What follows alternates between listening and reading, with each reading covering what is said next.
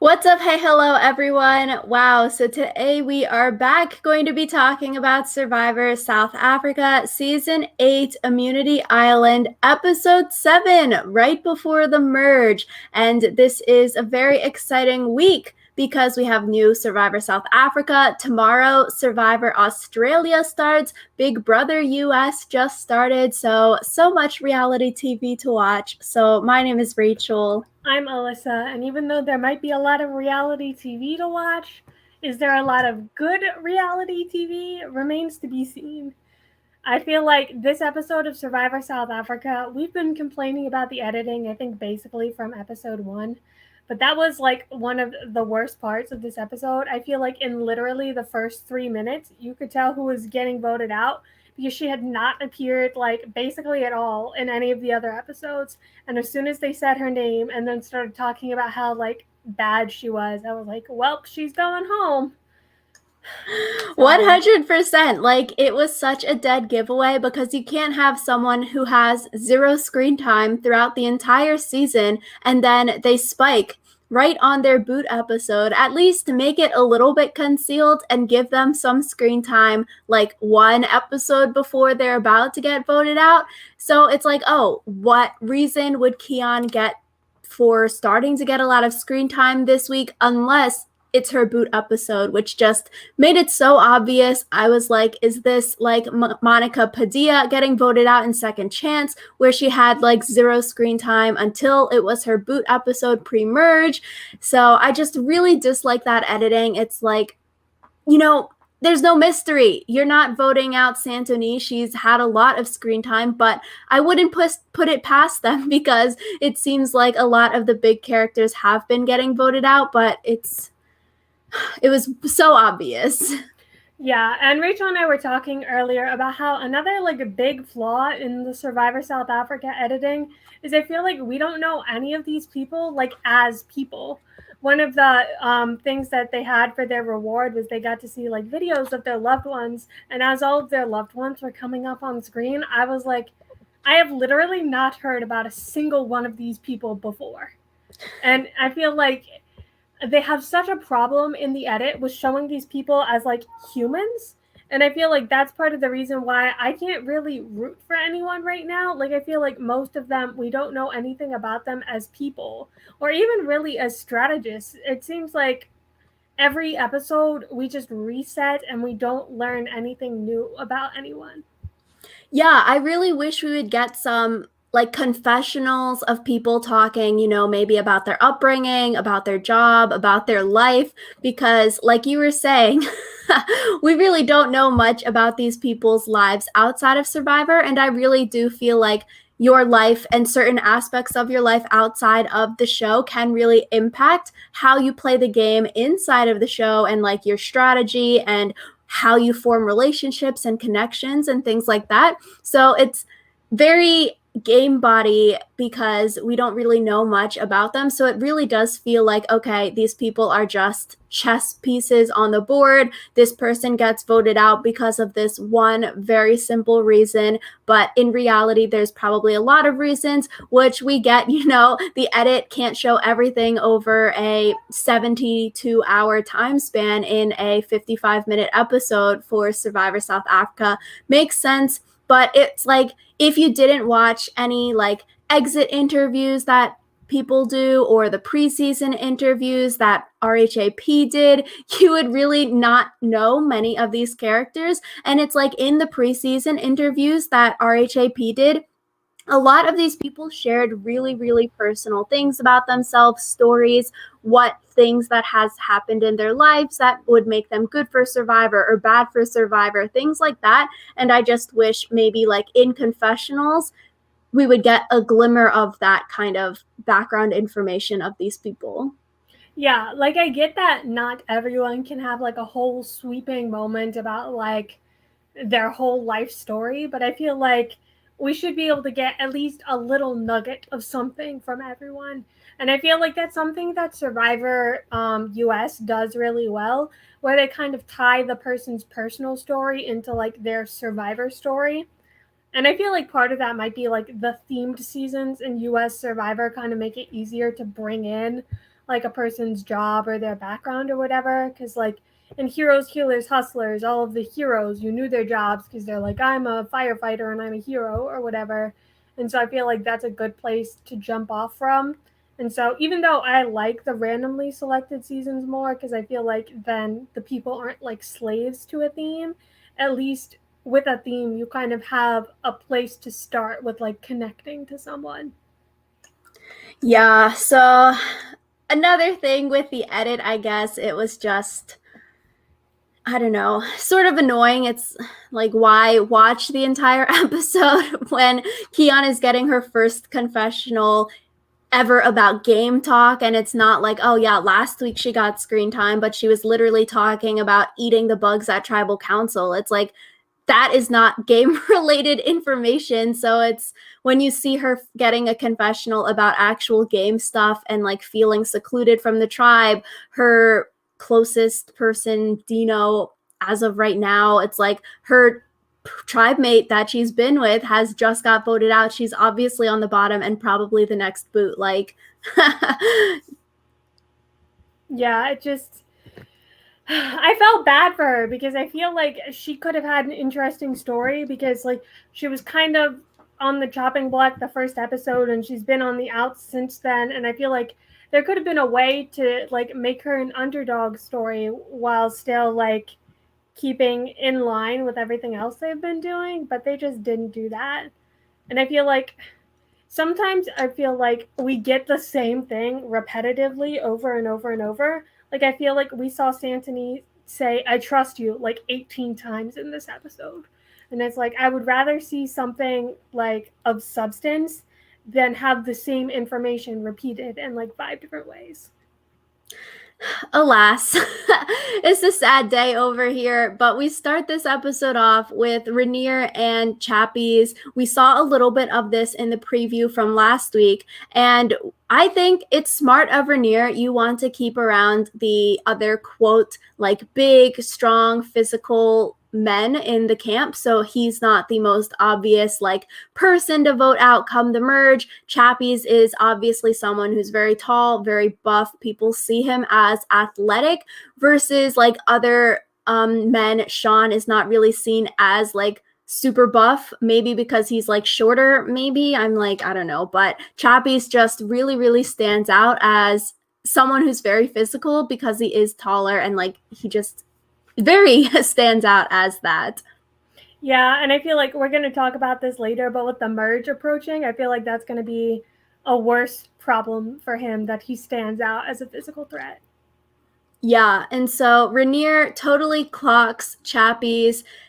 Chappies as the transformation coach. I thought that was funny how Chappies was like lecturing Rainier at this segment, talking about like, oh yeah, this is how you play the game. This is how like I think you can be good at the game, Rainier. And Chappies thinks that he's the one playing Rainier, but Rainier thinks that he's the one playing Chappies, which low-key I do feel like it's more of Rainier playing Chappies, where Rainier is saying that he's fine being the little minion. And I think that is probably the perception of it more so, but Rainier is probably definitely leading Chappies. Yeah, whichever one of them said that like Survivor is 80% physical though, that was like so dumb. Because like Survivor is not 80% physical, but okay. Oh my gosh, it's like the preseason interviews. I think they were asked the question like that about like which is the best thing that you need for Survivor, like outwit, outlast, outplay, or like social, physical, like that kind of question. And a lot of people just said physical. I don't remember now, but yeah, that's a thing. I just think that's so dumb because it's like a physical game. If you have one off day, that's just going to blow up your whole game. But whatever. That's a different conversation for a different time. Yeah, probably more men saying physical versus women saying physical. I could definitely see that. Yeah. And speaking of physical, the immunity challenge was, I would say, not actually as physical as some of the other immunity challenges were. They had to swim out, get some keys, swim back, build a staircase, go up a ladder, build a puzzle. And I feel like the most notable part about this immunity challenge was that Santony had a whole breakdown before it where she was like, I don't want to swim again.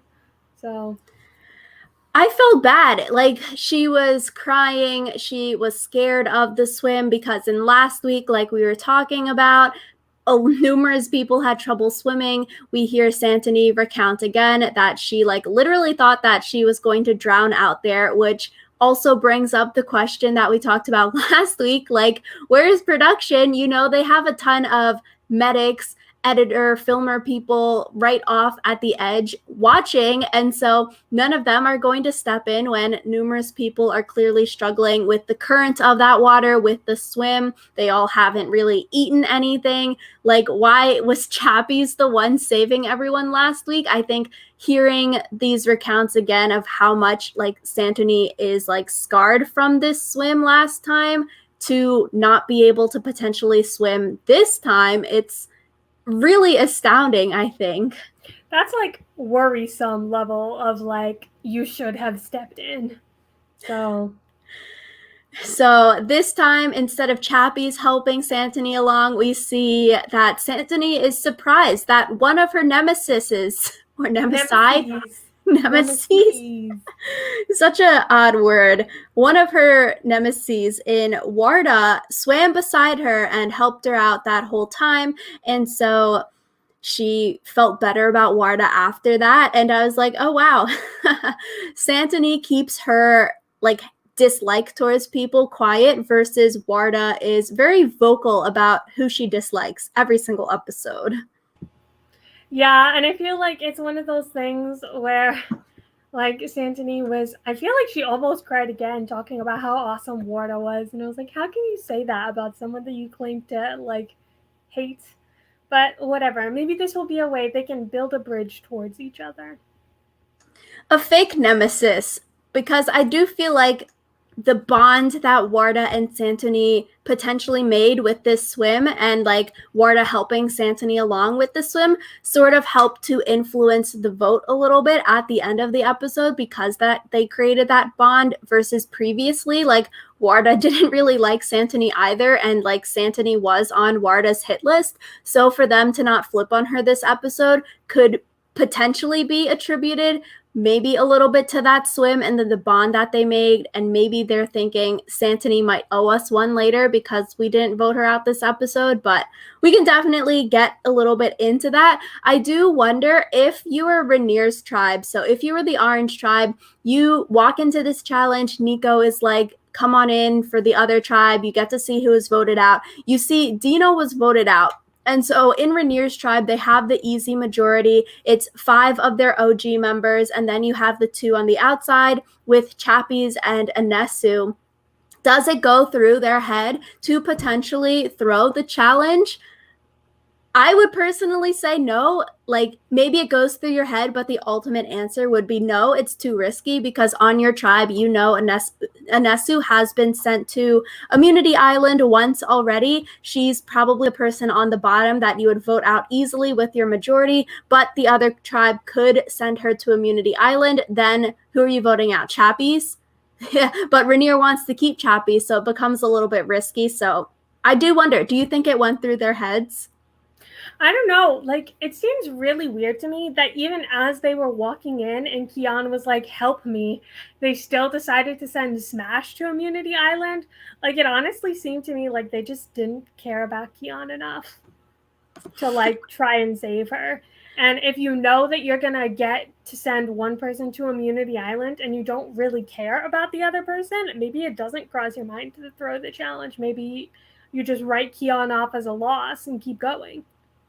I agree. I think once you realize, okay, the numbers might be a little bit risky, even though we have a majority, if the person we don't want gets sent to Immunity Island, we might have to flip on one of our own. A little bit too risky. So then you're like, okay, on the other side, if we still win, we can save Smash, who we like more. Kian goes, oh, a loss, like it's not the end of the world, versus if you had 2 Smashes on a tribe and you really liked both of them and you couldn't send both of them to safety, then maybe like you would try to do something. But I just thought it was interesting. In the challenge, Chappie's water swim was doing butterfly, like the most draining swim stroke, and he's just out there flexing on everyone, swimming butterfly. I thought it was a little bit annoying. Orange Tribe, which is Rainier's team, we saw everyone participating with the pole puzzle, putting the poles into the holes to make the staircase, versus Green. There was so many times where we saw there are people just like standing in the background watching the other people put in the poles, waiting around, and I'm like, SMH, you know, you're going to lose if you all aren't participating. Yeah, and I wonder if that might be because they're afraid that like someone might yell at them. Because I feel like there's a lot of like really strong personalities on that tribe, and if you like get in somebody's way, they might get a little mad at you. Or like if you put a piece in the wrong spot, then they get mad at you, and so it might be just like it's easier not to get in their way and just like sure maybe we'll go slower, but if someone's pissed off at me and we lose the challenge, then there's a chance I could go home. So, yeah. So it definitely did seem Orange had better teamwork. All of them weren't afraid of getting yelled at. All of them were trying different holes in the holes. It was interesting in the puzzle portion. Something that I didn't necessarily like was that the mat where everyone else was standing was so close to the puzzle that it was not really like one person doing the puzzle, but it was like the whole tribe doing the puzzle, just telling the puzzle person, oh, pick up this piece. You need to find a curvy piece. You need to find a piece with this coloring. So it was like, I don't know. What's I wish the point maybe of saying that it's one person doing the puzzle when really it's just a group effort? Yeah, so I mean, good for Rainier. He won it, and he did so in a way where like he could blame it on his tribe, like, oh, I'm not that good at puzzles, y'all. The tribe helped me so much, you know, I'm not a threat when the merge comes at puzzles, but it was really a team effort. So like good for him. He can blame it on that, but I'm like, why is it a team puzzle? Yeah, especially because I feel like we've seen similar puzzles done by one person before. So it's like, at least with it being a team puzzle, it's not as bad if you're in like the hero role and then you Mm-hmm. mess up because it's like your whole team was right there. They could have helped you out more. So Literally an arm's length away. So, like we said, Orange wins. They decide to send Smash to Immunity Island again. And I was, that's so awkward. If you were Keon in that situation, you have got to be so pissed off. It just shows that Smash is higher up in the pecking order of the Alliance. And I was like, oh, feels bad. especially because, like I said, as they were coming in, Keon was like, "Help me." So yeah, that must have felt really bad. Just like, especially because it seems like her name wasn't even considered.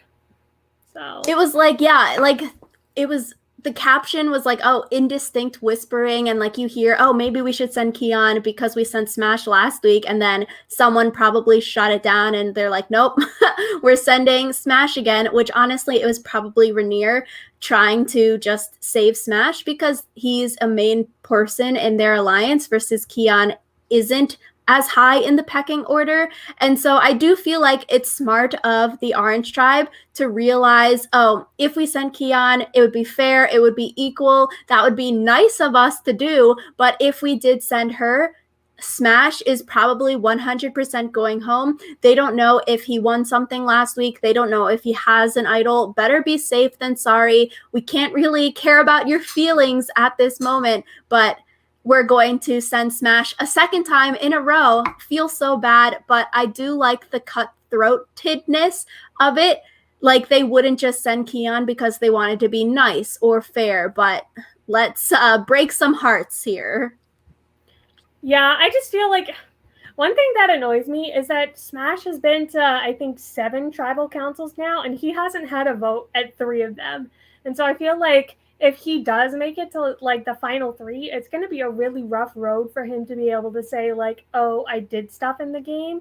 Because, like, half the time he's going to tribal, he can't even really participate because he's not, like, able to be voted out and he's not voting.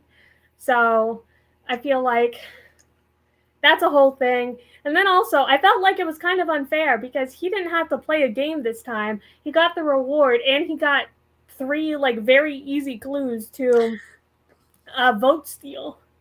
So Yeah, so like in the premiere episode, we were talking about your first point there. Like, if someone keeps getting sent to Immunity Island, similar to how last season we were sort of like on Steffi because she kept getting sent to the special island, it's like if you don't have a vote, the voting part is like the biggest aspect of the game. That's how you influence the game and that's how you make your voice heard. If you have so many tribals where you aren't doing that and you're just automatically safe, I do wonder, will that negatively impact people come final tribal council? And I think I saw an article, they're saying that Immunity Island is going to continue post merge. So it's like, okay, maybe people don't care about pre merge, people don't really focus too much on pre merge in the final tribal council speeches, but you would just fill the rest of the people on the jury about the main points that have happened pre-merge, but like half the people weren't there, they don't really care. But if you keep getting sent post-merge, I do wonder, will that negatively impact your game? Because it's like you didn't do anything, you were off hanging out drinking margaritas over there. yeah, and we still have yet to be answered like how they're going to do Immunity Island post merge, because it's like, does the winner of individual immunity get to pick who goes, or like what's up with that? So I guess we'll have to see. A question for next week. So Smash, he gets the feast, he gets the family recording as well. Lucky of him, his brother in the recording says, "Look behind you." I thought it would be like Steffi last season where her friend just came out of the bushes, and I really thought the brother would come out, but nope, he gets to go on this small scavenger hunt. Sort of reminded me of Tommy and Dean doing the scavenger hunt in Island of the Idols, but this was an easier scavenger hunt. Yeah, I feel like this isn't even a scavenger hunt. It's just like they told you where to go. So I thought it was really funny though that they did not call this like a vote steal like it is in US Survivor. They called it vote insurance because the sponsor for this episode was an insurance company. So that was kind of funny. Oh God.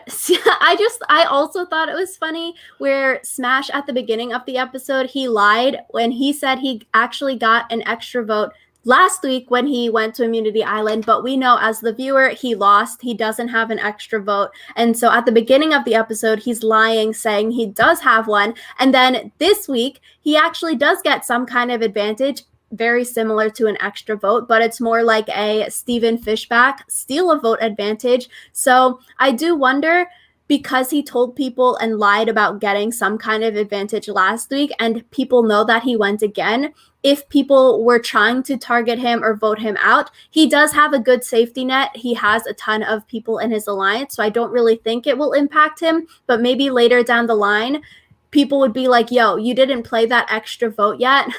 There's 5 people left, 6 people left. It's getting down to the nitty gritty. Let's throw some votes on him. Let's vote him out. Yeah, so I feel like it's going to come back to bite him in the butt, especially because this vote steal has a time limit. He can only use it in the next 2 tribals that he attends. So if he doesn't mention that to people, or he didn't mention that to people when he first told them about it, I feel like that could also come back to haunt him. Because it might be like people are like, oh, we can just save your vote steal. And he's like, actually, no, we can.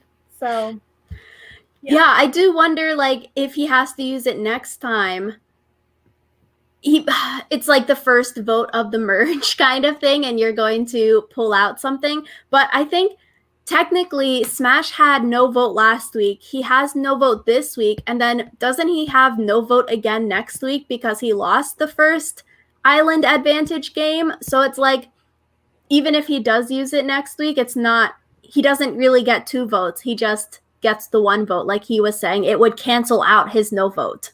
Yeah, so sucks to suck, Smash.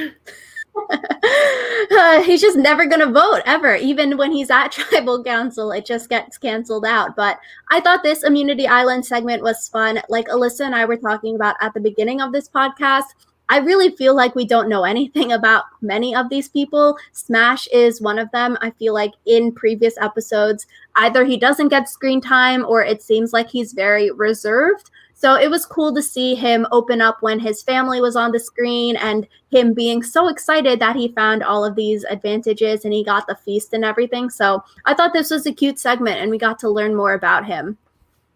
Yeah, I thought it was too. One thing that I noticed is that Smash's brother looks a lot like her, or like him. Like, the resemblance is very strong. And so I thought it was cute that they were like close. So very true. They have their own little like code word thing. It was so cute. But speaking of seeing family, we go to the reward that the Orange Tribe won for winning the immunity challenge. And on the TV, we see the family people show up. And I wish we had a little text card of their name or who they are in relation to the person that is on the tribe, because for people showing up there, okay, for like a parent, it's really easy to tell, like, oh yeah, that's a parent or a partner with their kids. But for other things, like, it's just sort of, I'm like, is this your sibling or is this your partner? Like, who is this person in relation to you? And if they wanted to lie about it, they could, and it would just show the fake relationship of who they are on the screen. yeah, I also feel like this was kind of weird because normally I feel like they get letters of who it is and then they get to read their like family stuff privately. And so I wonder if this was specifically to spark some conflict, since I think two separate people said that they had pregnant wives. Yeah. And so Yeah. it's like, if that had been shown in the video, then I feel like that could have been something that like maybe you preferred to get a letter over having a video sent. So I thought it was interesting that the whole thing was like very public. I feel like Australian Survivor does a lot of like public things like this where they'll get little videos that everyone watches, or they'll get like placards that everyone sees, little things like that. So I feel like that's very similar. I thought it was so interesting, sort of like if you lied about what the relationship is between you and a family member or friend or significant other. It's like Rainier was saying, oh, I'm glad my wife wore loose clothing so people don't know she's pregnant. And I was, oh, we have another Jeremy Collins, like in Second Chance here. And then we see Chappies also say that he has a pregnant wife back at home. And I'm like, this is just so funny. What are the chances both of them have pregnant wives back at home? Probably like higher than you would think. I feel like sometimes on like US Survivor, we don't hear about that until like later in the game. And it's totally possible that someone like has a pregnant wife and then just never mentions it before they get voted out because it's not important to their storyline or whatever. So still interesting though. I guess, can you name one that isn't Jeremy? Well, like Johnny Fairplay in Micronesia asked to be voted out so that he could go back home to his pregnant girlfriend. So I feel like that might be like something that happens, you know? Yeah, I guess so. I think it'll be interesting if it's like Rainier versus Chappie's final tribal council, and then they One pull of them it out. tries to pull it out as a trap fight, and the other is like, no. It's like the Spider-Man meme where they're like pointing at each other, and then like the other is like, no, dude, I have a pregnant wife at home. And he's like, no way. One of you, like, people in the jury might think one of them is lying. Yeah, I would totally think that the second person to be like, my wife is pregnant is lying. So yeah, I'm just like, I want to see that happen now, because it would just be so funny, because no way are these people telling the tribe in person ever, like, you are going to save that to final tribal council, or you're just never going to mention it. But I could see final tribal, maybe someone asks like, why do you deserve the money? And then that's a perfect time, like, oh, my family's expanding. For Chappie's, I think it's his first child, Rainier second child, so it's like, you have something good to say, but not if you both say it. It's going to be really awkward. yeah, so it'll be interesting. I feel like if people talked about stuff on the island, which it really doesn't seem like they do, it would be something good for them to like bond over, but it doesn't seem like they do a lot of bonding. Yeah, probably maybe doesn't come up in conversation, but it could, and you just lie about it because you're probably talking about family, kids, and they're like, oh, do you want a big family? Yes or no? Especially Marisha also has children, and so they can bond as like parents, or even Chappies as a way to bond could be like, Marisha, do you have any tips? I have a newborn on the way, but you wouldn't bring that up because you don't want people to know that you have that, because they're going to feel bad for you at tribal council at final tribal and want to give you the money because you're starting a family or growing your family. Yeah, I think there's a lot of arguments to be had about like should you give someone money for reasons outside of the game that they played. So, that's interesting. Yeah, it cancels out if both of them say the exact same outside of the game reason. I do wonder if they have a family visit this season, like would, they'll probably wear loose clothing and whatnot, but like sort of like Val coming to visit Jeremy at the second chance family visit, and then he was like very emotional in a confessional, then he reveals that Val is pregnant, and like she's whispering, oh yeah, the baby's good. Like it'll be really interesting to see how those dynamics play out if both of them make the family visit and both of their wives come out. That would be fun. So, I'm looking forward to that if it does happen. More fan fiction. So we go back to the losing tribe. We see Kion fighting for her life to stay in the game. I really thought that was great. We haven't seen too much of Kion this entire season. Good for her for not just laying down and dying and getting voted out. I felt really bad because through multiple scenes at Final Tribal Council, at her last words confessional, she was crying a lot about how this was her dream. She doesn't want to get voted out pre-merge. She has her list of things that she wants to accomplish in the game. And it just really sucks, I feel like, to be so close and to be so far. And it reminds me of the Survivor questionnaires that they've been doing during the pandemic.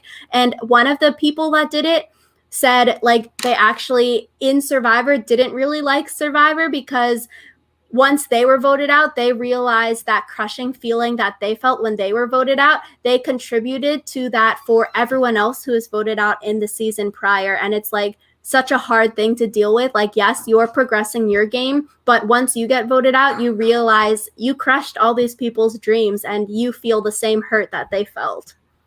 Yeah, I feel like emotionally it must take like a very strong kind of person to want to play Survivor more than once. So, Yeah, it just sort of sucks. I feel like in this situation, you sort of do have to vote Kion out over Santoni, because if you voted Santoni out, they heard Smash say the merge is near, so they're probably thinking very soon, even though Smash was lying about getting a clue that the merge was near. But just looking at the numbers, 12 people are left after this week. And so you can't vote out Santi because you would fracture your OG lines, and then like you couldn't, maybe Chappies and Inesu would be so pissed off at that they wouldn't come back to you come merge. Like you don't know.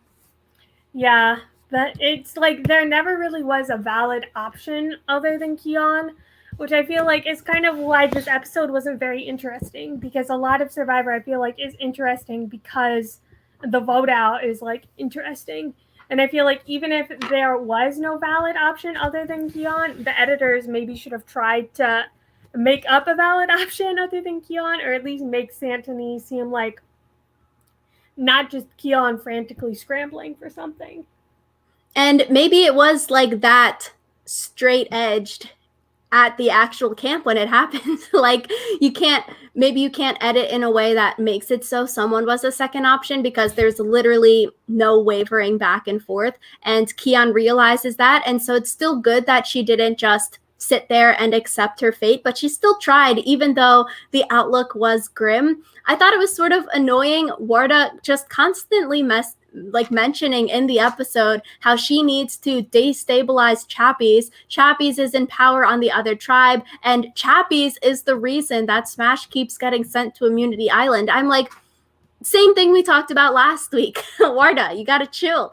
Stop. Like, it's so emotional to just target Chappies because Chappies and the crew got Carla out, got Mike out, got your friends out, but good on Rainier. He's very covert in the operation that everyone thinks Chappies is the mastermind. It's like, dang, what are these people seeing?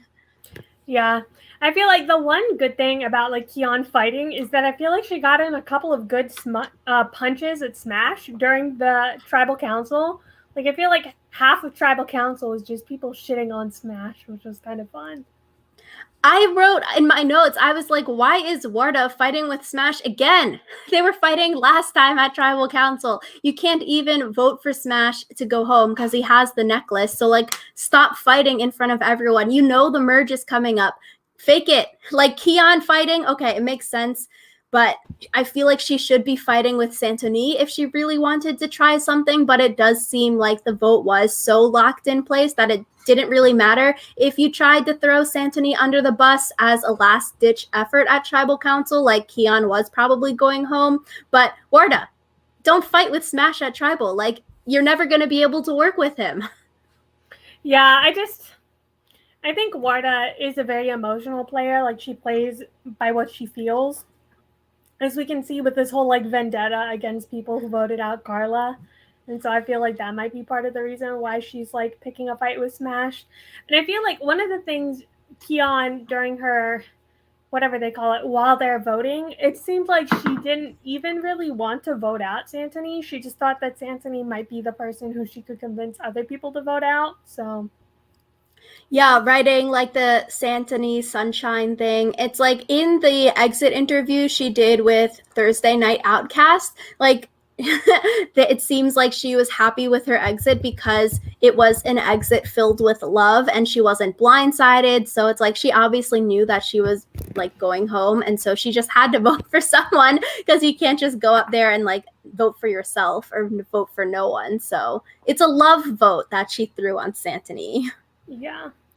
So I guess Oh, go ahead. I was gonna say that wraps up all of my thoughts about Tribal. So if you have something else to say about Tribal, go for it. Yes, I do wonder back when the first tribe swap happened, do you remember when we were saying, oh, we hope that Teresa, Kion, Dino, they realize that they should flip on Rainier, Marisha, and Nicole, and they should vote with Tyson, Kieran, and Anesu. And we were like, oh my gosh, fan fiction. They need to flip. It would be so good.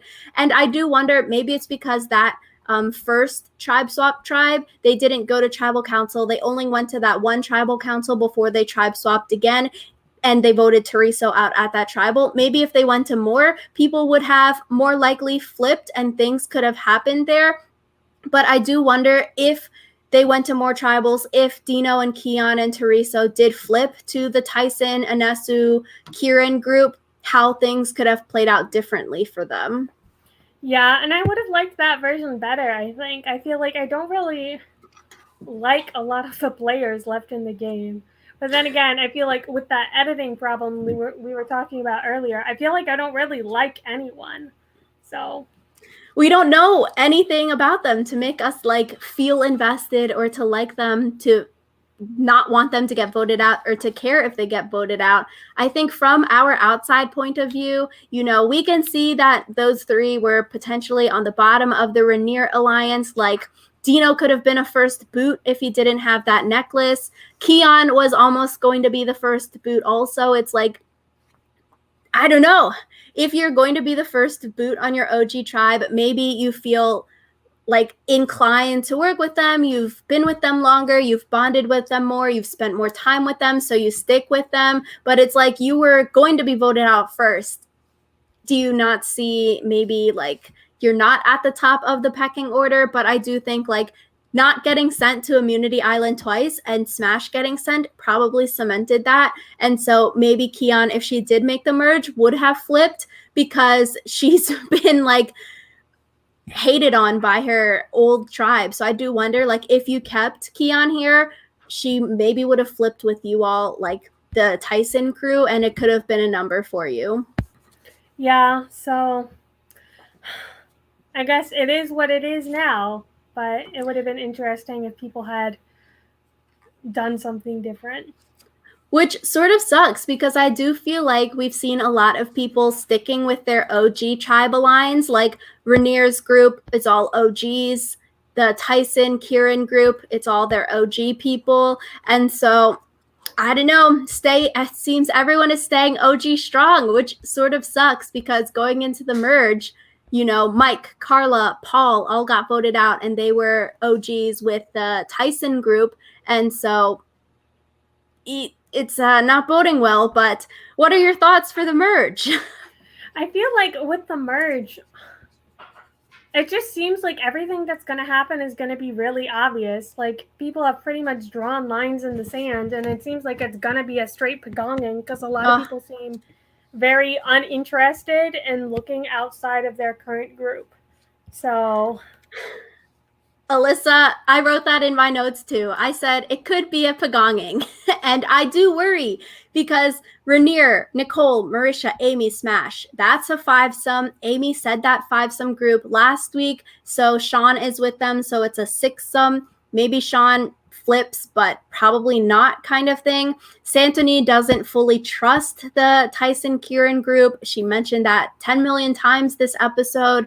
And so it's a 6 of the Rainier group versus Tyson, Kieran, Anesu, Warda. Those 4 are close. It could be 6-6 if Santoni and Chappies go with the Tyson group again. But because Warda hates Chappies so much, I'm like, can they ever work together? Can they put aside their differences? Or will Warda just keep trying to target Chappies, Santoni, the people that she doesn't like, Smash, and not see the bigger picture here? But I'm feeling other people will hopefully see that bigger picture. But I do see like Santoni, Chappies. We hear Santi always say how she's the 4th wheel on her tribe right now. She doesn't trust them. And I could see Tyson, Kieran, Anesu, Warda being picked off because Rainier's group is super big and then they pull in Santi and Chappies. Yeah, especially because I feel like none of the people in the smaller group really have like really compelling storylines keeping them. So, but then again, nobody has a storyline. So, I feel like this is why like editing that is really bad in my opinion is just hard because I feel like I don't really know where they're going from here. People haven't really had storylines set up other than like some of them appear in every episode. Yeah, I think like we could see those like the Tyson, Kieran, Anesu, Wardas get voted out, or 2 of them get voted out. I could see Tyson and Kieran being the last 2 standing because Rainier was on the first tribe swap with them. And so they have a relationship with Rainier. So maybe Rainier wants to keep these guys around also as potential shields as well.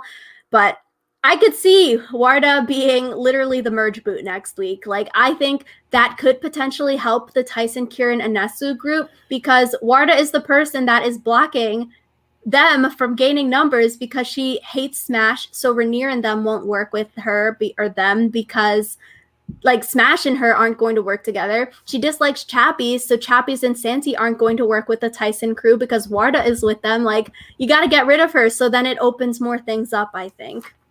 Yeah, so I could also see Santoni or Smash being the first boot or the merge boot, just because I feel like Smash has kind of been living on borrowed time with going to Immunity Island so much, and I feel like if he doesn't, because they talked in this tribal council about how like everything comes with a price, so maybe if he's not willing to like vote with the block because they want to vote out someone he doesn't want to vote out, maybe they punish him by, offing him. So, and then obviously Santoni, I feel like, has been rubbing her alliance the wrong way with the constant like, do you trust or can I trust you? Can I trust you? Can I trust you? And it's like maybe they just don't want her around anymore. So yeah, and like it'll be interesting next week. I'm super excited. With Rainier, definitely seems like he's a front runner. He has had a ton of screen time. We know that he has an amazing social game. So it could be like a super obvious, like he's Rob from season 7 going to just bulldoze the rest of the game. Or low key, I'm thinking maybe he's more of Werner in season 6. I think he's about to be the fourth place finisher, the fallen queen, fallen king of the season. He's about to get chopped right before the end. yeah, so I guess I would say I'm excited for next week, but I'm honestly not. I wish that the editors had like stepped up their game because I feel like I still don't know anything about these people and it makes it really difficult to watch just because I want to know more. So, I agree. Rooting for Tyson because he was like one of my winner picks from the beginning, from his positive edit. I think Amy or Smash could potentially be the people that vote out Rainier. They realize how good Rainier is and cut him right before final tribal, and then they go on to take the crown, the win for the season. So it'll be interesting. I think like Nicole, Marisha, Sean, probably not winning. Kieran maybe could win. Warda probably no. Anesu maybe. Yeah, I would say like you got tiers here, and so we got like 3 people in contention actually for the top, and everyone else is a no or maybe. yeah. So, I feel like there are some people who are solid no's because we just haven't seen any of them, but Sad. So I'm excited though for the merge. I'm excited for the premiere of Survivor Australia. Although from like seeing the cast get released, it does seem very lopsided. Like Braun is going to bulldoze brains, which is sort of bad. And like the casting, I don't know, at least from the videos that I've seen of people analyzing the cast, they didn't really talk much about Survivor in their interviews. It's more of like, oh, this person's famous. Why is this person's job cool? And that's why they were cast, and not like, oh, yeah, I watched the show. I'm a fan of the show. So that'll be interesting. More things to spend our time on. Big Brother, very time consuming as well. But we will see you all next week for Survivor South Africa. I don't think we will podcast Survivor Australia. yeah, Survivor Australia is just so much because it's like 3 times a week. But as always, let us know your thoughts in the comments down below. I almost said your comments in the comments down below, but obviously that's what the comment section is for. Do you guys think this editing is whack, or are Rachel and I just being Debbie Downers? And then, of course, let us know who you think the merge boot is going to be, and we'll see you guys next week.